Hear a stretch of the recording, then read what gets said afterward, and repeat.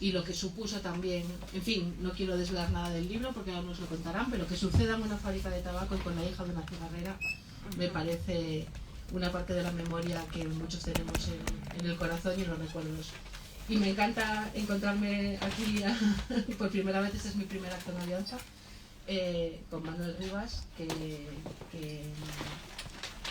al que hemos leído tanto sus novelas, sus relatos, y llevamos muchos años de amistad, y con este libro que puede ser una puerta de entrada para los jóvenes lectores y una nueva bienvenida para los de siempre. Así que empezamos. No sé si te doy la palabra a ti, Olga, o empiezas tú, Manuel, y nos cuentas algo, como queráis, a partir de aquí.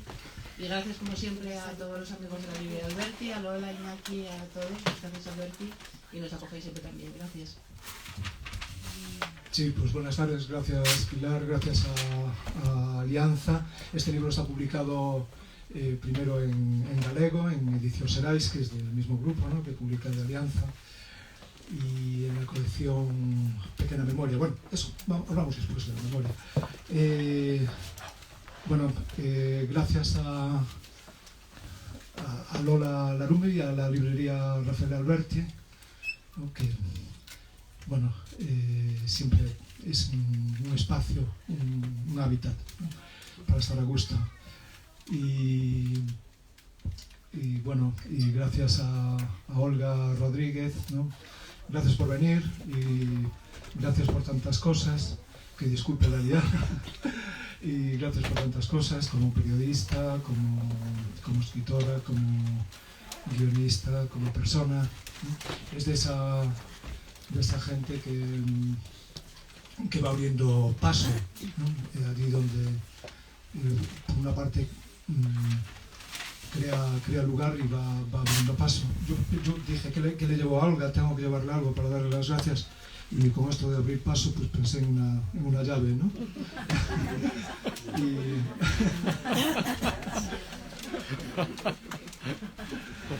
Yo sé que va a abrir con esa llave de muchas cosas, ¿no? Y bueno, la niña lectora, nena, que nació como nena lectora, decía, tengo que citar y de forma relevante a Susana Suñaga, porque este es un libro que es una cooperación, un trabajo colaborativo, ¿no? Y creo que son las ilustraciones realmente son impresionantes, ¿no? Y estamos hablando, yo creo, de una... No es un libro ilustrado, es también, se puede decir al contrario, ¿no? Son imágenes que van fermentando palabras.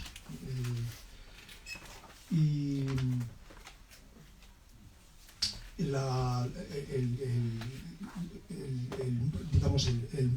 llave que abrió el libro, la niña lectora estaba en la mente, la nena lectora, pero lo que la activó fue una colección que en Serais se llama Pequena Memoria, y bueno, yo creo que la pequeña memoria es la memoria importante, ¿no?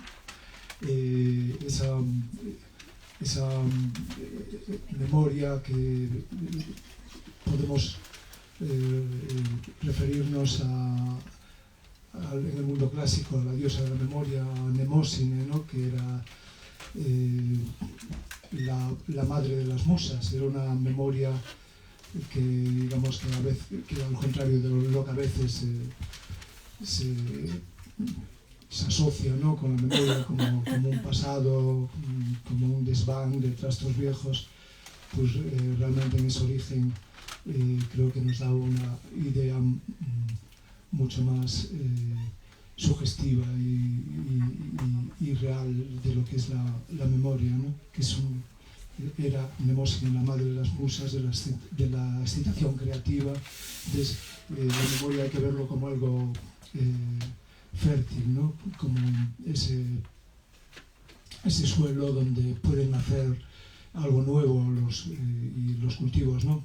Ahí es donde nace la niña lectora. En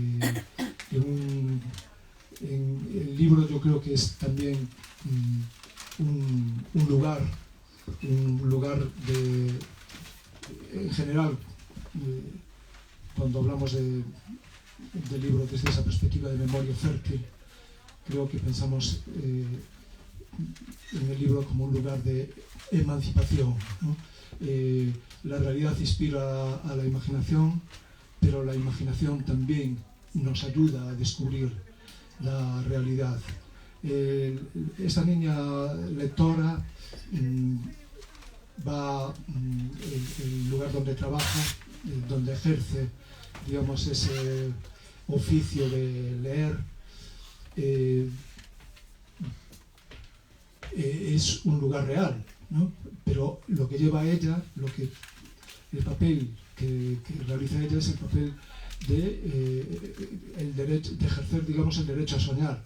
Está en la fábrica, una fábrica que tuvo mucha importancia en la historia de Coruña, que nació en principios del siglo XIX, hacia el año 1809, y que llegó a ser pues, un corazón central en la ciudad, ¿no? Porque llegaron a trabajar 4.000, 5.000 mujeres, mujeres además que fueron muy activas en la reivindicación no solo de sus derechos, sino que, digamos, que transmitieron, contagiaron a toda la ciudad de ese espíritu de libertad, ¿no? Y de lucha por la justicia, y de tal manera que esa fábrica fue, ya digo, antes hablaba de un corazón central. Si imaginamos que la esfera de la Tierra puede posar en un momento determinado en Coruña, pues durante muchos años pues, apoyaría, ¿no? Ahí en ese lugar que de forma popular era conocida como fábrica. Y además en el entorno de la fábrica de tabacos, donde trabajábamos tantísima gente, esos miles de mujeres, larguísimas jornadas, por lo que le llamaban también a nosa casa, pasaban allí muchas horas, y estaba también el oficio de en galego tiene un nombre creo muy bonito, las que hacían fósforos, las cerilleras, ¿no? En galego el nombre es misteiras, las misteiras, ¿no? Y bueno, había, pues era un número también importante, llegó a haber 400, 500, 600 mujeres trabajando en esas dos fábricas de fósforos, una de ellas más grande, ¿no? Pero que eran mundos muy interconectados, ¿no? Y también estaba muy cerca del puerto, colindaba estas fábricas con el puerto, donde también había muchísimas mujeres, las pescantinas, las pescadeiras, pero también las mandadeiras, las que transportaban. Bueno, era un mundo en Coruña en que no se puede entender el movimiento obrero y en general, ¿no? La lucha por un mundo mejor sin este papel de vanguardia femenina y en muchos casos feminista. Es significativo que, aunque es un libro que hay que leer con mirada crítica como todos, ¿no? Pero que en la tribuna que aquí se cita en esta historia, claro, porque trata el personaje Amparo, es una lectora, ¿no? De la fábrica de tabacos. Pero es un libro que se refiere a un periodo históricamente anterior al que pasa de la niña lectora, pero significativamente termina ese libro mientras la protagonista Amparo está pariendo por propia decisión y de forma, digamos, independiente, después de comprobar que el tipo burgués del mundo burgués con el que se había emparejado, pues no, en fin, no valía la pena continuar el viaje con ese personaje, pero ella sí lo prosigue, como siguieron muchísimas cigarreras y misteiras, ¿no? Y ese libro termina, creo que es algo insólito en la historia de la literatura, con un grupo de mujeres que alrededor de la casa de Amparo gritan ¡Viva la República Federal! ¿No? Y termina así la novela, que, ¿no?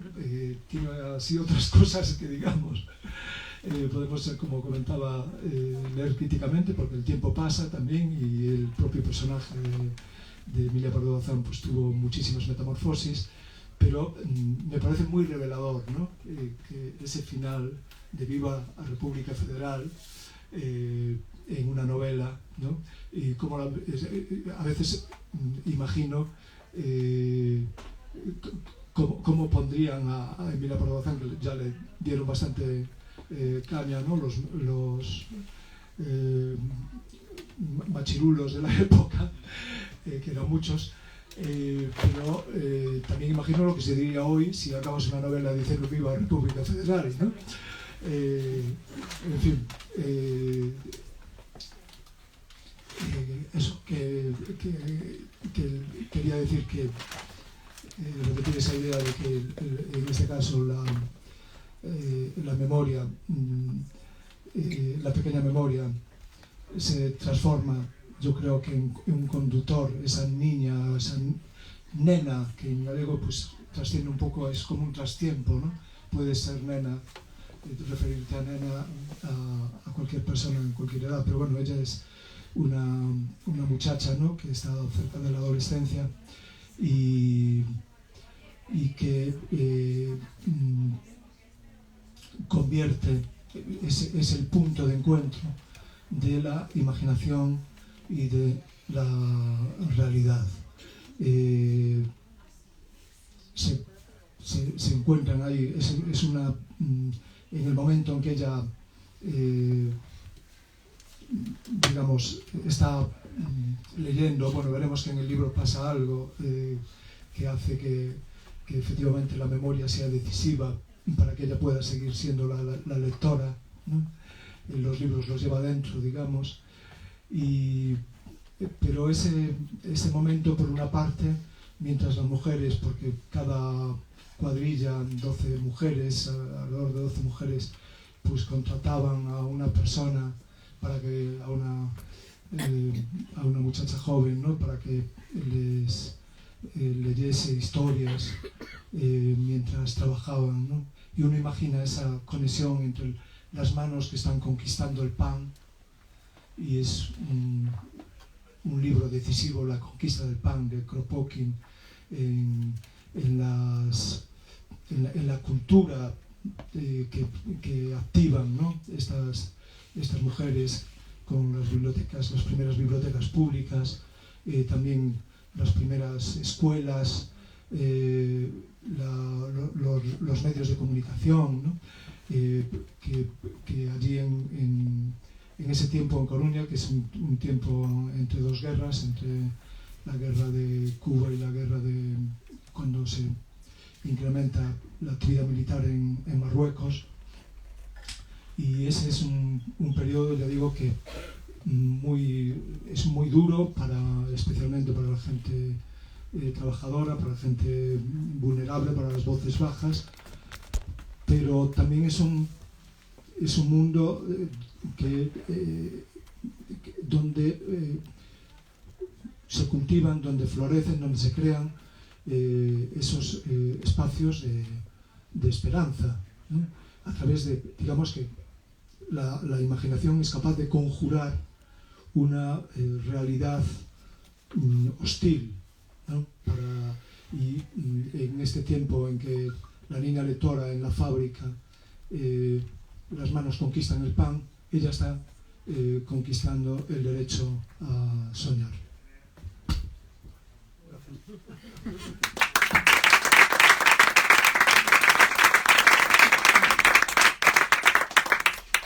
Hola.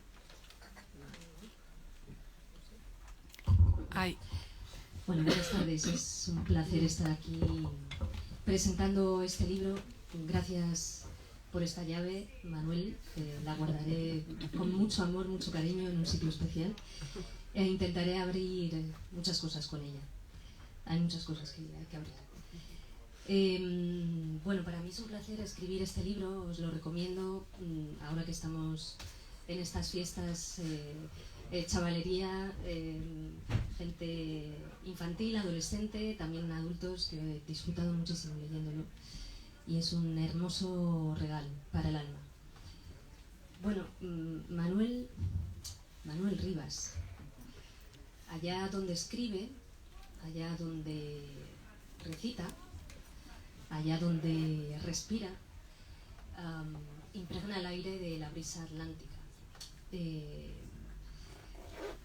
Yo lo conozco desde hace muchos años leyéndolo. Como persona lo conocí más tarde. Y descubrí que es un artista en estado completo. Es decir, alguien que se expresa desde la necesidad de hacerlo, alguien que cuenta y relata con la honestidad de un niño, alguien que observa con la curiosidad, que despierta el querer saber y el querer entender, y alguien que siente con la pasión no edulcorada. Manuel Rivas es un ser no constreñido. Como digo, eso lo descubrí primero leyéndolo, pero después conociéndole en persona, ¿no? Y escuchándole recitar sus versos y viéndole arrojar con pasión las hojas al viento hacia el público.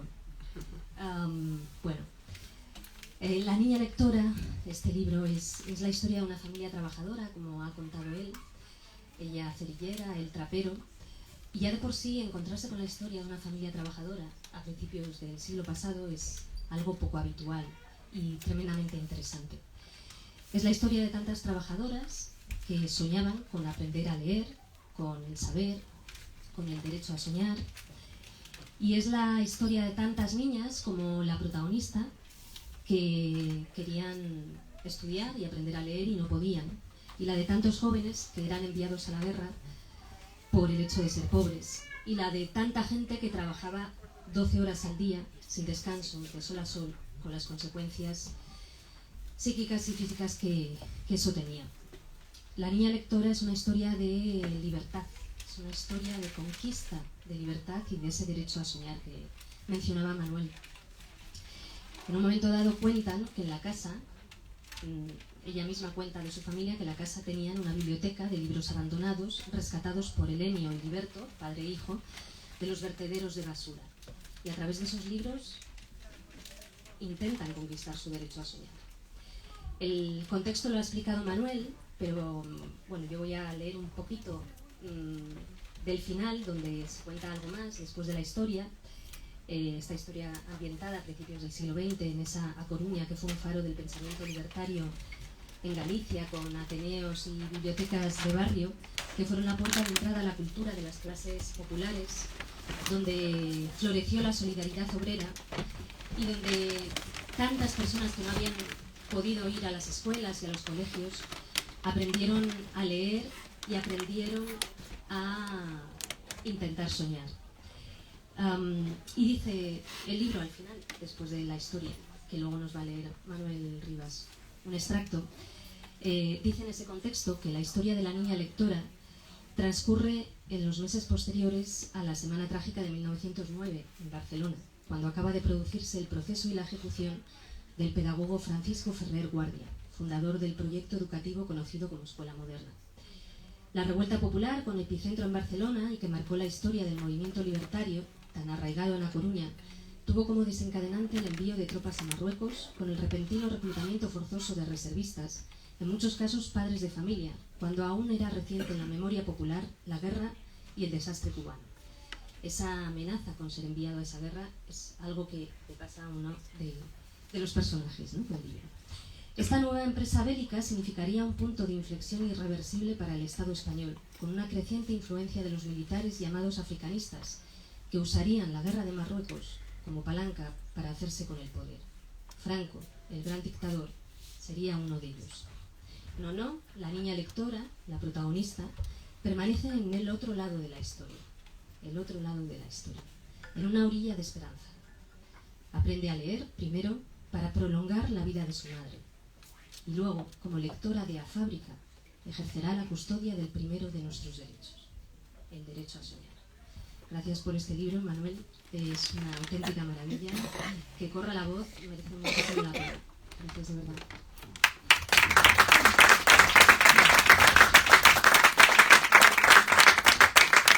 Y ahora nos va a leer un extracto del inicio del libro.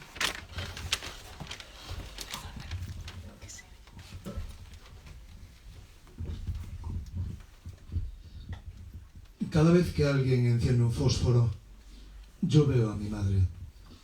El estallido de la cabeza roja en el raspador de lija, la sorpresa de la llama, despierta y alumbra la vida escondida. Ella, Leonor, trabajaba en la fábrica de cerillas. El fuego bien usado es un tesoro. A mí me parece que todas las cajas de fósforos, con ese esmero humilde, pasaron por sus manos. Son obra suya. Me gusta que digan, esa es Nonó, la hija de la cerillera y del trapero. Sí, el oficio de mi padre, Helenio, era el de recogedor de trapos. Le ayudaba a mi hermano, Liberto. Recorrían las calles con un carro del que tiraba un burrito llamado Sócrates, y delante de todos iba el pequeño Darwin, un perro que olfateaba y rebuscaba entre los montones de basura para encontrar harapos. Teníamos también un gato, bromeaba mi padre, pero se lo comieron los ratones. Mi trabajo era cuidar de mis dos hermanas pequeñas, las gemelas, Idea y Sol. Vivíamos en el arrabal de La Gaiteira, al lado del río Monelos, que va a desembocar a la bahía de A Coruña por detrás de la gran fábrica de tabacos. Helenio decía que los trapos y los harapos son muy importantes, porque con ellos se hace el papel, y con el papel libros, periódicos y cuadernos escolares. Pero él y Liberto no traían solo ropa abandonada. En el carro de Sócrates siempre venía alguna sorpresa, cosas de provecho para la casa, como sillas cojas, tenedores desdentados o quinqués de luz triste. Incluso teníamos un viejo espejo de la risa, curvado, en el que te veías a la vez flaca y gorda, altísimo o chata. Nos traían también muñecas, juguetes rotos, abandonados, niñas de porcelana, mancas, sin piernas o ciegas, que un día habían vivido en palacetes y casas ricas, vete a saber, y que nosotros acogíamos con alegría.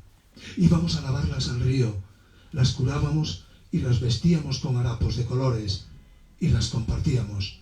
Para todas encontrábamos un nuevo hogar en el barrio. Un día trajeron un muñeco diferente, grande, de madera. Sostenía un violín y un arco. Al pobre le faltaba media cabeza y dejaba a la vista un mecanismo.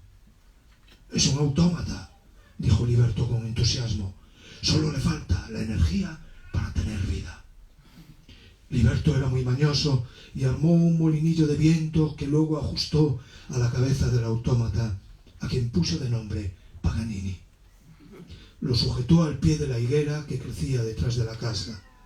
Por la noche, Paganini movía los brazos al compás del viento que venía del mar y llenaba de música la oscuridad. El argentino, un vecino que había vivido como inmigrante en Buenos Aires, vino a escucharlo y no se marchaba. «Toca re lindo, che».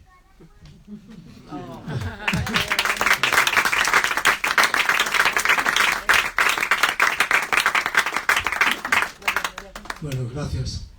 Re lindo, todo re lindo. Es una hermosura de libro.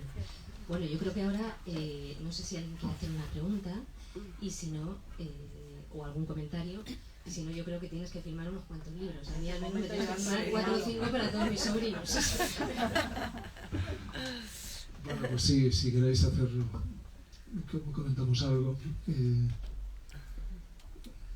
Yo quería preguntarte por los nombres del libro, Manuel. Esos Sí. nombres que en Asturias también se ponían mucho. Claro. Germinal, Galo, Liberto. Idea. Liberto. Sí. Cuéntanos sobre la historia de Sí, los nombres, porque- porque yo creo que mucha gente claro. no lo sabe. Sí, este libro tiene esa condición en que se mezcla, decía, el mundo de la imaginación y de la realidad, que normalmente se presentan confrontados, digamos, en la vida cotidiana. Parece, bueno, el mundo de la imaginación, pero está la realidad ahí. Y tal. Y realmente creo que justamente el libro y la fuerza que tiene el libro y la historia del libro y la necesidad que tenemos del libro es que crea ese lugar de donde se abrazan realidad e imaginación, ¿no? Y donde uno activa la otra, ¿no? y nos permiten, digamos, volar un poquito más alto, ¿no? Para ver mejor, para desvelar, ¿no? lo que está oculto, lo que está tapado. Y ese lugar de esa parte, ese lugar de encuentro que parece, cuando vemos los nombres parece que es imaginación, ¿no? El perro que se llama Darwin, el burro Sócrates, después las personas, ¿no? El nombre de las personas, era parte de esa invención era parte de la realidad. Y bueno, estas cigarreras de las que hablábamos y que leían gente que leía Balzac o le leían historias de Balzac, de Émile Zola, la biblioteca principal dentro de la red alternativa que creó, entre otras, las cigarreras y muchísima más gente, ¿no? En Coruña, pues digamos, el centro de la red era Germinal, la biblioteca Germinal, que estaba en la calle Sol, en el número 10, ¿no? Y había bibliotecas pues como El Resplandor en el Abismo, que eran también nombres de ateneos, la propia escuela a la que va Nonó, que es un hipocorístico de Leonor, como la madre, ¿no? Leonor llamaban Nonó, pero tenía también un sentido, ¿no? Llamarse Nonó.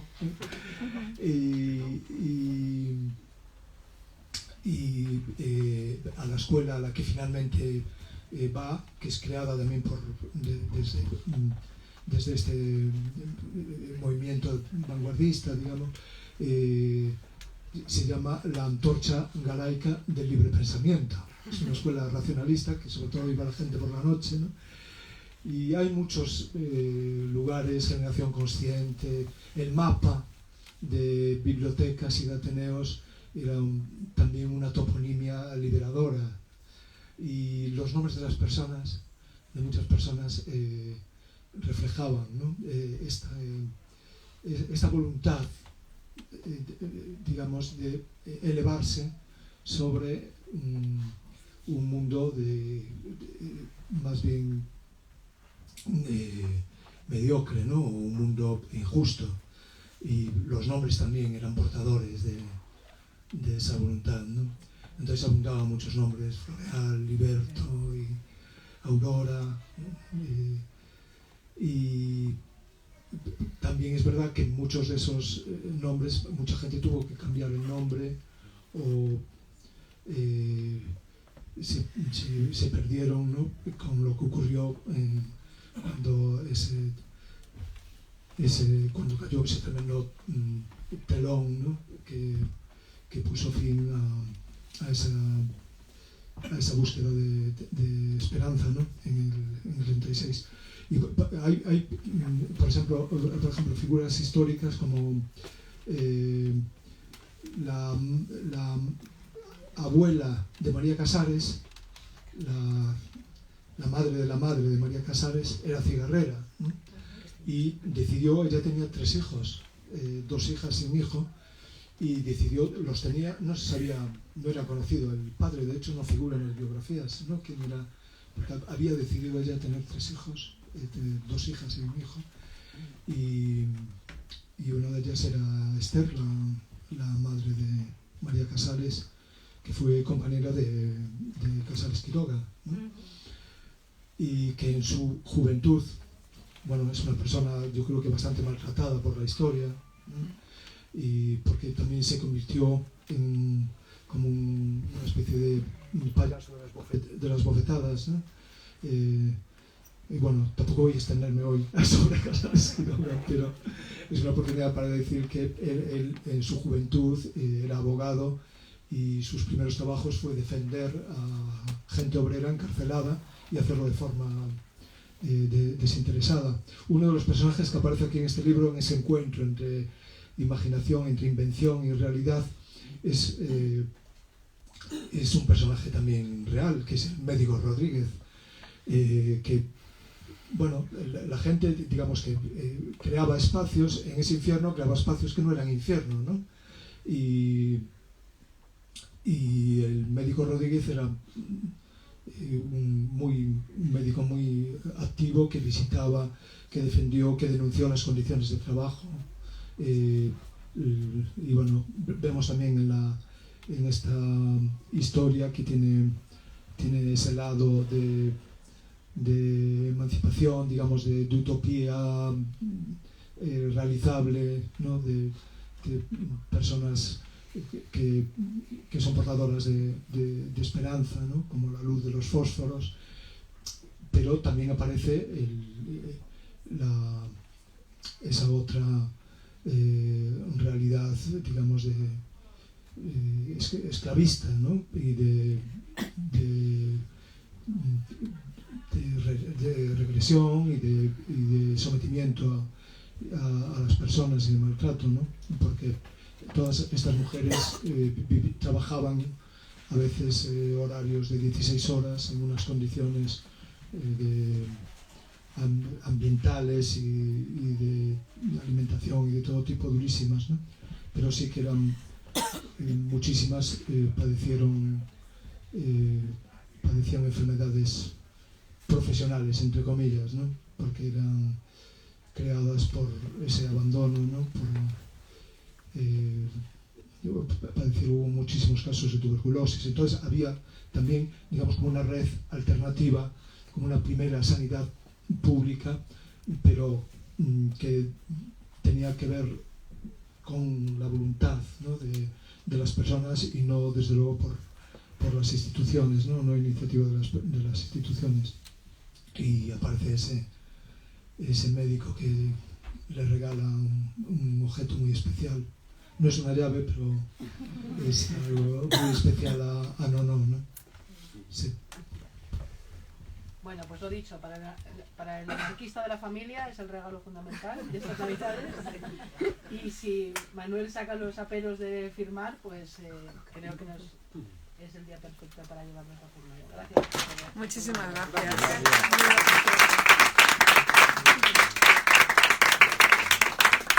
Yo estaba muy nervioso, era como si fuera el primer libro que me sentía.